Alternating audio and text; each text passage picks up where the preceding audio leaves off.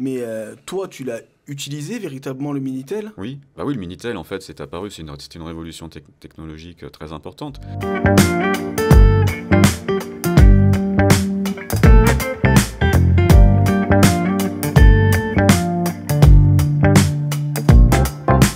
Moi, le truc qui m'intrigue, c'est vraiment mais comment on passe d'ingénieur du son à informaticien. Mais ça veut dire que déjà, ingénieur du son, tu as été autodidacte, tu as commencé ou tu as fait vraiment des études dans ça. Et après, ben, comme tu as dit que tu étais obligé d'être informaticien aussi à côté, parce que bon, ben, il fallait gérer, comprendre les processeurs, les nouvelles technologies et tout ça, les avancées technologiques de chaque époque. Tu as fait en parallèle d'autres formations. Comment tu as fait? C'est un mélange de plusieurs trucs. Je dirais que le plus important, c'est ce que je pourrais appeler en fait euh, avoir une opportunité, la saisir, l'exploiter Et mentir. et Et mentir. Oui, mentir. oui, je sais faire. Je sais faire. Oui, t'inquiète, c'est bon. C'est vrai. Alors c'est pas mentir, mais c'est prendre des risques et accepter des challenges en plaçant la barre un peu haut. Mais moi, ce que j'ai remarqué avec l'expérience, c'est que plus on place la barre haut et plus on progresse. Mais pour revenir à cette histoire d'opportunité, moi j'étais en fac de musicologie et je prenais des cours d'harmonie au conservatoire. Et je me souviens que le dernier jour du cours de l'année d'harmonie avec mon prof d'harmonie avec qui je suis toujours en contact, je lui ai dit, tu sais, Dominique, il s'appelait Dominique Ross, et je lui ai dit, tu sais, Dominique, moi, mon rêve quand j'étais petit, c'était de devenir ingénieur du son. Et bien ce jour-là, c'était le dernier cours, il me dit, écoute, c'est marrant que tu me dises ça, mon meilleur ami, il est ingénieur du son, et si tu veux, je te le fais rencontrer. Et c'est parti de là, en fait. Donc, Ah, donc vraiment une connexion, je dirais, au dernier moment, toujours ouais, du contact humain. c'est Et ça. c'est donc à chaque fois une histoire. C'est pas vraiment t'as postulé, tout ça et Non, tout. non, Voilà. non, non. Donc ça a été en fait, la vie, c'est des opportunités, des rencontres, des challenges, des choix. Et donc, à partir de là, bah, ça a démarré. Je suis devenu, pas assistant, mais d'abord stagiaire dans un studio à Paris, puis assistant, puis ingé son, etc. T'as Et, gravi les échelons. T'es passé de oui, petit à petit, d'installer, tirer les câbles, les XLR, exactement. tout Ouais. ça. Première chose que tu apprends, c'est à faire le café, à ouvrir la porte, et surtout Être dispo et ne pas avoir les mains dans les à poches. fermer ta gueule et à pas donner ton... Bon, mais oui, oui, et c'est un métier qu'on apprend vraiment en observant, en étant présent. Il y a des personnes qui suivent un autre cursus, hein, qui vont travailler après dans le monde du cinéma, télé, vidéo, etc., où il y a des écoles. Moi, j'ai pas fait d'école, j'ai appris vraiment sur site avec des ingé Mais son. parce que tu as pris des cours, je dirais, donc plutôt en mode par passion de la musique. Oui, Et en fait, voilà, on t'a vraiment le conservatoire, comme tu as dit. oui, Et donc de là, tu as pris le pas de ingénieur du son, c'est ça. de ce côté-là. Ouais. Donc t'as pas fait les cours d'ondes, je dirais, où on t'apprend. Alors, j'ai des bases, on va dire, scientifiques, donc je comprends ce que c'est que le son. Et puis d'ailleurs, là, je fais une parenthèse, mais quand on travaille aujourd'hui sur des recherches qui ont été menées pendant des années, justement autour de l'activité de Pigne, et encore assez récemment sur des thèses qui ont été, sur une thèse qui a été présentée sur le chant polyphonique profane et sacré en Corse. Il y a cette dimension liée donc à l'acoustique, à la composition du son. Mais oui, des opportunités qu'on saisit. Alors pourquoi l'informatique à un moment donné? Eh bien, à un moment donné, bah, moi j'en ai eu un peu ras-le-bol d'enregistrer de la musique, donc je me suis dit, il faut que je change. Et pareil, une opportunité, je croise un pote d'un pote qui me dit, écoute, moi je travaille dans l'informatique, tiens, ça pourrait être intéressant, on a besoin de quelqu'un. J'ai dit, on y va. Mais Alors, donc tu avais quand même des petites bases, quoi, parce que je peux ouais, pas le dire à tout le monde. oui, mais c'était à une époque où, alors une époque, je ne suis pas si vieux que ça, même si ça commence à dater, mais c'était dans les années 2000, début 2000. Tout le monde a entendu parler du bug de l'an Oui, 2000 oui, c'est en mode on a survécu au bug de l'an voilà, 2000, c'est bon, tout est possible. et du passage à l'euro. Donc c'était des périodes où il y avait des opportunités peut-être un peu plus... Bon, il y en a encore aujourd'hui, hein, mais voilà. Bon, j'ai saisi cette nouvelle opportunité, j'ai foncé, je me suis défoncé dans le sens où j'ai fait un gros effort d'apprentissage, et puis j'y suis arrivé. Et depuis, je surfe enfin, je surfe. Je continue à travailler toujours dans le même domaine, toujours avec le même intérêt, et toujours avec une appétence pour l'innovation, les nouvelles technologies, et puis de temps en temps, je reviens à la musique par passion. Mais je cultive toujours aspects. ces deux activités. Ouais. Moi, la première question que j'ai, elle n'est pas pour toi. Oui. C'est parce que tu as parlé du bug de l'an 2000. Oui. Donc moi, je sais ce que c'est le bug de l'an 2000. Je l'ai vécu, même si je l'ai appris sur le tard, ce que c'était le bug de l'an 2000. Mais maintenant, donc peut-être les gens vont mal entendre, mais c'est quoi le bug de l'an 2000 ? Je vais vous poser la question à tous les deux. Donc les personnes qu'on ne voit pas à l'écran, bien entendu. Est-ce que vous savez ce que c'est le bug de l'an 2000 ? Moi, j'en ai entendu parler. C'était sur le fait qu'il y a une surcharge informatique. Et le bug de l'an 2000, ça a été que toutes les factures tout ce qui est électronique était voué à bugger, donc à disparaître. Et toi, pour toi, c'est quoi le bug de l'an 2000 ? J'en ai jamais entendu parler. D'accord. C'est la première fois que j'entends le terme. Donc moi, tu me diras si j'ai faux, de ce que je sais du bug de l'an 2000, en fait c'est un truc légèrement plus simple. C'est simplement que le fait qu'on recommence les années à zéro.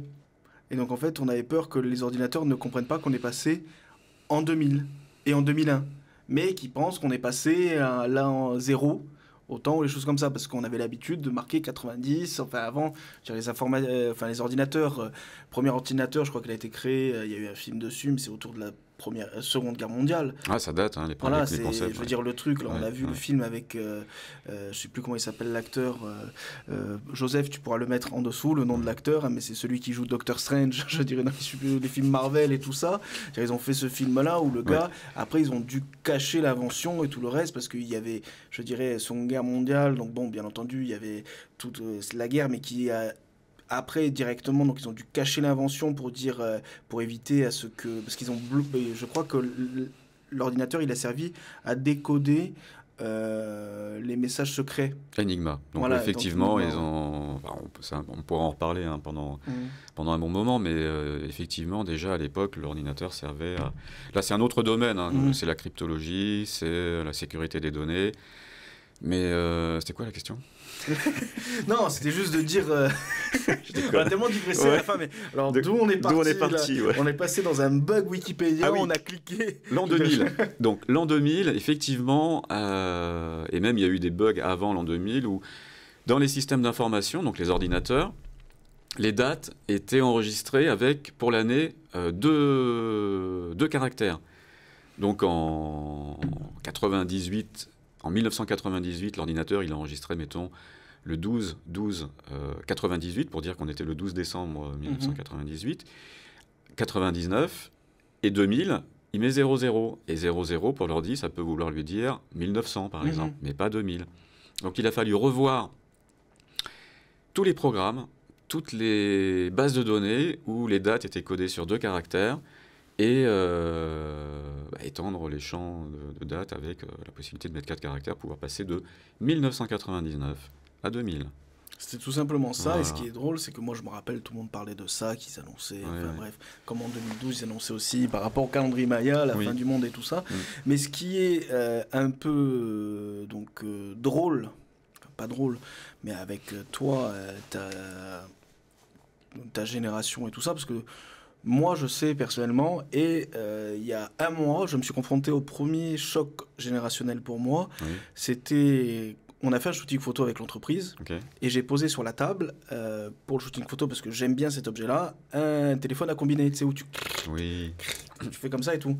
Et donc, quand j'ai dit à certains de prendre le téléphone et pour qu'on fasse la photo en mode contactez-nous, donc la personne a bien pris comme ça, tu vois, mais tu en as un autre, ce qui te sert à écouter, ben, il a pris comme ça. Il savait pas ce que c'était cet autre truc, tu vois. Donc toi, tu as dû connaître des évolutions et ce qui a fait que l'informatique, tu as évolué en même temps avec et tout ça. Donc je pense qu'il y a ça aussi, parce que vous avez tous eu les premiers ordinateurs où il fallait programmer, un peu rencontrer tout ça.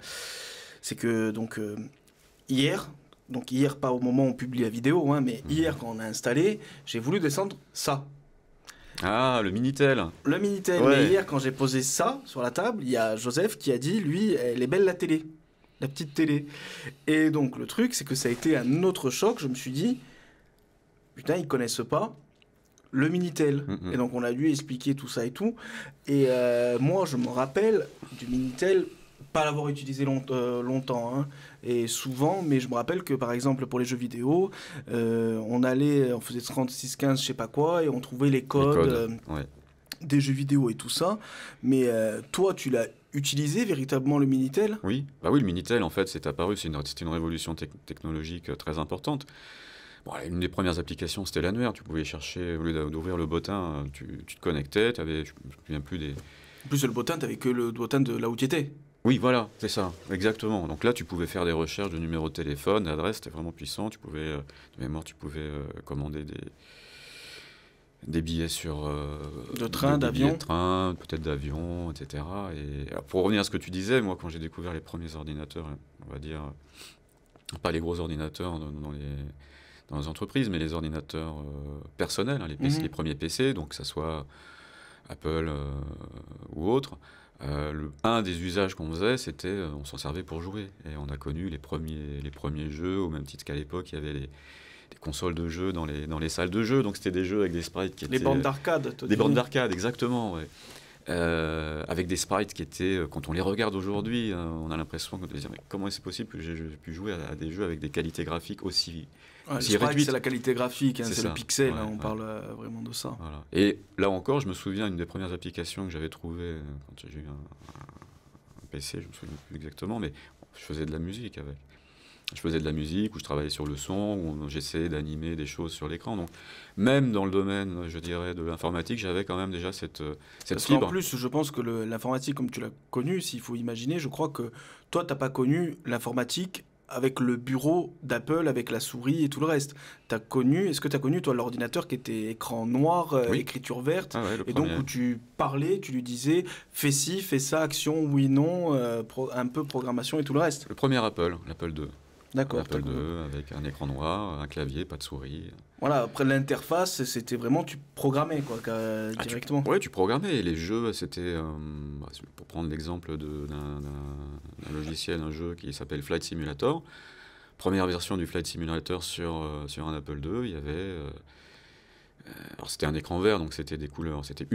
C'était monochrome, c'était une couleur, et les immeubles étaient dessinés en filigrane. Il n'y avait pas de texture, c'était vraiment très, très, très, très basique. Hein. Et donc tout ça, toute cette, je dirais, cet environnement, je dirais, de découverte et d'évolution avec la technologie, et en même temps avec les métiers du son, a fait que tu as toujours été connecté, aux ordinateurs, aux processeurs, etc. Oui. Ce qui a fait que ça a été logique à un moment donné, après avoir survécu aux bugs de l'an 2000, de pouvoir te dire, allez, je me lance dans l'informatique. Et puis de toute façon, c'est là où il fallait faire quelque chose, et c'est là où l'informatique, on va pas dire qu'avant n'existait pas, mais c'est là où tu as pu véritablement... T'avais quoi, la trentaine à ce moment-là? Écoute, ouais, c'est ça, je devais avoir une trentaine d'années. Ouais. Voilà, et là tu t'es dit, c'est bon, là je fonce dedans, et il y a eu quelque chose à faire. Tu étais reparti sur Paris pour ça, ou tu es directement allé à Biarritz à ce moment-là? Non, j'étais repassé en région parisienne, et j'ai travaillé donc, on va dire, entre 80... Je me souviens plus précisément, mais j'ai dû rester 5 ans... à cette période, oui. Et c'est à ce moment-là que tu as créé Tonal System, ou c'est venu après? Non, c'est venu après. La première, on va dire, version de Tonal System, c'était en Balagne que je l'ai créé. Alors, ça s'appelait pas Tonal System à l'époque, mais c'est ici que j'ai posé, on va dire, les bases, les premières briques de l'activité. C'était on va dire, 2008, hein, quelque chose comme ça. Ouais. D'accord. Et donc tu as commencé ton système en 2008. Après, bon, tu as connu, on va dire, t'as bourlingué. Voilà, c'est ça, t'as bougé et tout ça.